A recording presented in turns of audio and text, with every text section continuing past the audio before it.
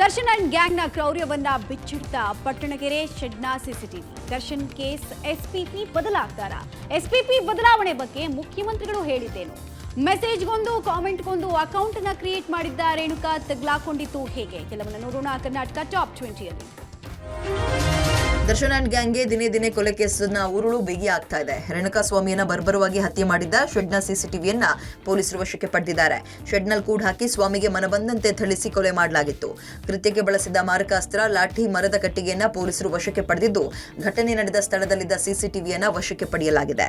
ಇದು D gang ಕ್ರೌರ್ಯಕ್ಕೆ ಪ್ರಮುಖ ಸಾಕ್ಷ್ಯವಾಗುತ್ತೆ. ಇನ್ನು ಶೆಡ್ನ ಸೆಕ್ಯೂರಿಟಿ ಜಡ್ಜ್ ಎದುರು ಹೇಳಿಕೆಯನ್ನ ದಾಖಲು ಮಾಡಿದ್ದು, ಇದು ಕೂಡ ಡಿ ಗ್ಯಾಂಗ್ಗೆ ಕಂಟಕ ತಂದೊಡ್ಡುತ್ತೆ. ಹತ್ಯೆ ಬಳಿಕ ರೇಣುಕಾ ಸ್ವಾಮಿ ಶವವನ್ನ ಸೆಕ್ಯೂರಿಟಿ ರೂಮ್ನಲ್ಲಿ ಗ್ಯಾಂಗ್ ಇಟ್ಟಿತಂತೆ. ಮೃತದೇಹವನ್ನ ಸಾಗಿಸುವವರೆಗೂ ಸೆಕ್ಯೂರಿಟಿ ರೂಮ್ನಲ್ಲೇ ಶವ ಇಟ್ಟಿದ್ರು ಅನ್ನೋದು ಸಾಕ್ಷ್ಯವಾಗಿ ಸೆಕ್ಯೂರಿಟಿ ರೂಮ್ನಲ್ಲಿದ್ದ ರಕ್ತದ ಕಲೆಗಳು ಹೇಳ್ತಾ ಇದೆ. ಸೆಕ್ಯೂರಿಟಿ ರೂಮ್ನಲ್ಲೂ ಕೂಡ ಮಹಜರು ನಡೆಸಿದ ಪೊಲೀಸರು ಈತನ ಹೇಳಿಕೆಯನ್ನು ದಾಖಲಿಸಿಕೊಂಡಿದ್ದಾರೆ. ಈತ ಹಿಂದಿ ಭಾಷೆಯಲ್ಲಿ ಮಾತಾಡಿದ್ದು ಚಾಮರಾಜಪೇಟೆ ಮೊರಾರ್ಜಿ ದೇಸಾಯಿ ಶಾಲೆಯ ಪ್ರಾಂಶುಪಾಲರಿಂದ ಭಾಷಾಂತರ ಮಾಡಿದ್ದಾಗಿ ರಿಮಾಂಡ್ ಅರ್ಜಿಯಲ್ಲಿ ಉಲ್ಲೇಖಿಸಲಾಗಿದೆ. ಕೊಲೆ ಕೇಸ್ನಲ್ಲಿ ಕಸ್ಟಡಿಯಲ್ಲಿರುವ ದರ್ಶನ್ ಪ್ರಕರಣದಲ್ಲಿ 3 ದಿನಗಳ ಹಿಂದಷ್ಟೇ ನೇಮಕವಾಗಿದ್ದ ಸ್ಪೆಷಲ್ ಪಬ್ಲಿಕ್ ಪ್ರಾಸಿಕ್ಯೂಟರ್ ಪ್ರಸನ್ನಕುಮಾರ್ ಅವರನ್ನ ಬದಲಾವಣೆ ಮಾಡಲಾಗುತ್ತಾ ಅಂತ ಅನುಮಾನ ಮೂಡ್ತಾ ಇದೆ. ಖಡಕ್ ವಕೀಲರಾಗಿರುವ ಪ್ರಸನ್ನಕುಮಾರ್ ಅವರನ್ನ ಎಸ್ಪಿಪಿ ಆಗಿ ನೇಮಿಸಿದ್ದ ಸರ್ಕಾರದ ಮೇಲೆ ಎಸ್ಪಿಪಿ ಬದಲಾವಣೆಗೆ ಒತ್ತಡ ಕೇಳಿ ಬರ್ತಾ ಇದೆ ಎನ್ನಲಾಗ್ತಾ ಇದೆ. ಈ ಹಿನ್ನೆಲೆಯಲ್ಲಿ ಪರೋಕ್ಷವಾಗಿ ಎಸ್ಪಿಪಿಯ ಬದಲಾವಣೆ ಬಗ್ಗೆ ಗೃಹ ಸಚಿವ ಪರಮೇಶ್ವರ್ ಸುಳಿವು ಕೊಟ್ಟಿದ್ದಾರೆ. ಎಸ್ಪಿಪಿ ಬದಲಾವಣೆಗೆ ಒತ್ತಡ ಬರ್ತಿರೋ ವಿಚಾರ ನನಗೆ ಗೊತ್ತಿಲ್ಲ, ಆದರೆ ಎಸ್ಪಿಪಿ ಬದಲಾವಣೆ ಮಾಡಿದ್ರೂ ತಪ್ಪೇನಿಲ್ಲ ಎಂದಿದ್ದಾರೆ. ಆ ರೀತಿ ತೀರ್ಮಾನ ಮಾಡಿದ್ರೂ ಏನಾದರೂ ಕಾರಣ ಇದ್ದೇ ಇರುತ್ತೆ. ಆದರೆ ಈ ಕೊಲೆ ಪ್ರಕರಣವನ್ನ ಸಡಿಲ ಮಾಡುವ ಉದ್ದೇಶ ಸರ್ಕಾರಕ್ಕಿಲ್ಲ. ಯಾವುದೇ ಮುಲಾಜು, ಒತ್ತಡ ಇಲ್ಲದೆ ಕೇಸ್ನ ತನಿಖೆ ನಡೆಸ್ತಾ ಇದ್ದೀವಿ ಅಂತ ಹೇಳಿದ್ದಾರೆ. ಇನ್ನು ಬಿಜೆಪಿ ಎಂಎಲ್ಸಿ ರವಿಕುಮಾರ್ ಪ್ರತಿಕ್ರಿಯಿಸಿ, ಯಾವುದೇ ಕಾರಣಕ್ಕೂ ಎಸ್ಪಿಪಿ ಬದಲಾಯಿಸಬಾರದು, ತನಿಖೆಯ ಹಾದಿ ತಪ್ಪಿಸಬಾರದು. ಎಸ್ಪಿಪಿ ಬದಲಾದರೆ ಸರ್ಕಾರ ಪ್ರಭಾವಿಗಳ ಒತ್ತಡಕ್ಕೆ ಮಣಿದಿದೆ ಅಂತ ಅರ್ಥ ಎಂದಿದ್ದಾರೆ. ಇನ್ನು ಎಸ್ಪಿಪಿ ವಿಚಾರದಲ್ಲಿ ಸಿದ್ದರಾಮಯ್ಯ ಸಂಪುಟ ಸಹೋದ್ಯೋಗಿಗಳ ನಡುವೆಯೇ ಭಿನ್ನಾಭಿಪ್ರಾಯ ಮೂಡಿದೆ. ಕೊಲೆ ಕೇಸಲ್ಲಿ ದರ್ಶನ್ ರಕ್ಷಿಸಲು ಯತ್ನ ವಿವಾದ ಸಂಬಂಧ ಎದ್ದಿದ್ದ ಎಸ್ಪಿಪಿ ಬದಲಾವಣೆ ವದಂತಿಗಳಿಗೆ ಸಿಎಂ ಸಿದ್ದರಾಮಯ್ಯ ತೆರೆ ಎಳೆದಿದ್ದಾರೆ. ನಟ ದರ್ಶನ್ ಕೊಲೆ ಕೇಸ್ನಲ್ಲಿ ಎಸ್ಪಿಪಿ ಬದಲಾವಣೆಯ ಪ್ರಸ್ತಾಪ ನನ್ನ ಮುಂದೆ ಬಂದಿಲ್ಲ, ನನ್ನ ಮೇಲೆ ಯಾರೂ ಒತ್ತಡ ಹಾಕಿಲ್ಲ ಅಂತ ಸಿಎಂ ಸಿದ್ದರಾಮಯ್ಯ ಸ್ಪಷ್ಟಪಡಿಸಿದ್ದಾರೆ. ಎಸ್ಪಿಪಿ ಬದಲಾವಣೆ ಆಗೋ ವಿಷಯ ನನಗೆ ಗೊತ್ತಿಲ್ಲ, ಆದ್ರೆ ಮಾಧ್ಯಮಗಳಲ್ಲಿ ಸಿಎಂ ಮೇಲೆ ಒತ್ತಡ ಹಾಕಿದ್ರು ಅಂತ ಬರ್ತಾ ಇದೆ. ನನ್ನ ಮೇಲೆ ಒತ್ತಡ ಹಾಕಿದ್ರು ಎಂಬುದು ಸುಳ್ಳು. ನನ್ನ ಮೇಲೆ ಯಾರೂ ಒತ್ತಡ ಹಾಕಿಲ್ಲ, ಯಾವ ಮಂತ್ರಿಯೂ ಕೂಡ ಒತ್ತಡ ಹಾಕಿಲ್ಲ, ಯಾವ ಶಾಸಕರೂ ಒತ್ತಡ ಹಾಕಿಲ್ಲ. ಇವೆಲ್ಲ ಸತ್ಯಕ್ಕೆ ದೂರವಾದದ್ದು ಅಂದಿದ್ದಾರೆ. ಎಸ್ಪಿಪಿ ಬದಲಾವಣೆ ಮಾಡ್ತಿದ್ದಾರೆ ಎಂಬ ವಿಪಕ್ಷಗಳ ಆರೋಪಕ್ಕೆ ಸಿಎಂ ತಿರುಗೇಟನ್ನ ಕೊಟ್ಟರು. ನನ್ನ ಮೇಲೆ ಯಾರೂ ಒತ್ತಡ ಹಾಕಿಲ್ಲ, ಒತ್ತಡ ಹಾಕಿದ್ರೂ ಕೂಡ ನಾನು ಕೇಳೋಲ್ಲ. ಕಾನೂನು ಏನು ಇರುತ್ತದೆಯೋ ಅದೇ ನಾನು ಮಾಡೋದು ಅಂತ ಸ್ಪಷ್ಟನೆಯನ್ನ ನೀಡಿದ್ರು. ದರ್ಶನ್ ಕೇಸ್ನಲ್ಲಿ ಪೊಲೀಸರಿಗೆ ಎಲ್ಲಾ ಸ್ವಾತಂತ್ರ್ಯ ಕೊಟ್ಟಿದ್ದೇವೆ, ಅವರಿಗೆ ಕಾನೂನು ಪ್ರಕಾರ ಮಾಡಿ ಅಂತ ಹೇಳಿದ್ದೇವೆ ಅಂದ್ರು.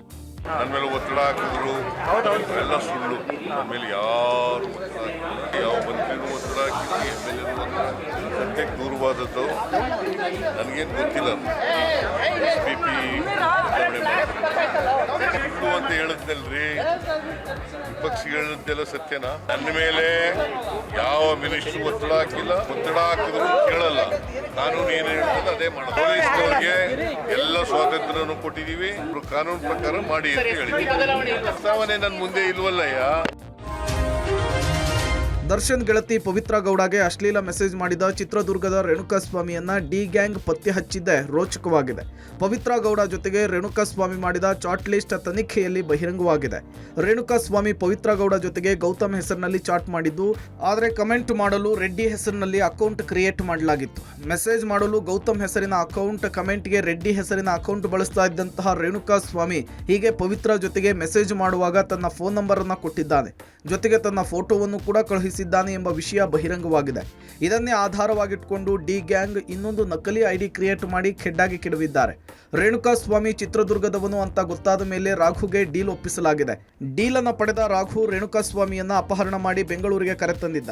ಬಳಿಕ ಪ್ಲಾನ್ನಂತೆ ರೇಣುಕಾ ಸ್ವಾಮಿಯನ್ನ ಬರ್ಬರವಾಗಿ ಹತ್ಯೆ ಮಾಡಲಾಗಿದ್ದು ಬಹಿರಂಗವಾಗಿದೆ.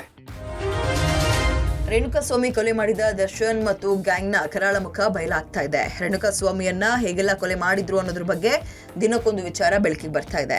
ರೇಣುಕಾ ಸ್ವಾಮಿ ಸಾವಿನ ಬಗ್ಗೆ ಮರಣೋತ್ತರ ಪರೀಕ್ಷೆ ವರದಿಯಲ್ಲಿ ಭಯಾನಕ ಅಂಶಗಳು ಬಯಲಾಗಿದ್ದು, ರೇಣುಕಾ ಸ್ವಾಮಿಗೆ ಚಿತ್ರಹಿಂಸೆ ಕೊಟ್ಟು ಬರ್ಬರವಾಗಿ ಕೊಂದಿರೋ ಬಗ್ಗೆ ರಿಮಾಂಡ್ ಕಾಪಿಯಲ್ಲಿ ಪೊಲೀಸರು ಪ್ರಸ್ತಾಪಿಸಿದ್ದಾರೆ. ರೇಣುಕಾ ಸ್ವಾಮಿ ಪೋಸ್ಟ್ ಮಾರ್ಟಂ ರಿಪೋರ್ಟ್ನಲ್ಲಿ ಭಯಾನಕ ಅಂಶ ಬಯಲಾಗಿದೆ. ರೇಣುಕಾ ಸ್ವಾಮಿಗೆ ಆಘಾತ ಮತ್ತು ಮೆದುಳಿನ ತೀವ್ರ ರಕ್ತಸ್ರಾವದಿಂದ ಸಾವಾಗಿದೆ. ಮಾರಕಾಸ್ತ್ರಗಳಿಂದ ಮಾರಣಾಂತಿಕ ಹಲ್ಲೆ ಮಾಡಿದ್ದಾರೆ. ದೇಹದ 32 ಕಡೆ ಗಾಯದ ಗುರುತುಗಳು ಪತ್ತೆಯಾಗಿದೆ. ತಲೆ ಬುರುಡಿಯಲ್ಲಿ 7ಕ್ಕೂ ಹೆಚ್ಚು ಕಡೆ ಗಾಯವಾಗಿದೆ. ಮರ್ಮಾಂಗದಲ್ಲಿ ತೀವ್ರ ರಕ್ತಸ್ರಾವವಾಗಿದೆ ಅಂತ ವರದಿಯಲ್ಲಿ ತಿಳಿಸಿದೆ. ಇದನ್ನ ಪೊಲೀಸರು ರಿಮಾಂಡ್ ಕಾಪಿಯಲ್ಲಿ ಉಲ್ಲೇಖಿಸಿದ್ದು, ಇನ್ನು ಮರಣೋತ್ತರ ಪರೀಕ್ಷೆಯ ವರದಿ ತಿರುಚೋಕೆ ಹಣದ ಆಮಿಷ ಒಡ್ಡಲಾಗಿತ್ತು ಅನ್ನೋ ವಿಚಾರಕ್ಕೆ ಸಚಿವ ದಿನೇಶ್ ಗುಂಡೂರಾವ್ ಪ್ರತಿಕ್ರಿಯಿಸಿದ್ದು, ಸರ್ಕಾರ ತನಿಖೆಯಲ್ಲಿ ಹಸ್ತಕ್ಷೇಪ ಮಾಡಲ್ಲ, ತಪ್ಪಿತಸ್ಥರಿಗೆ ಶಿಕ್ಷೆ ಆಗಬೇಕು ಎಂದಿದ್ದಾರೆ.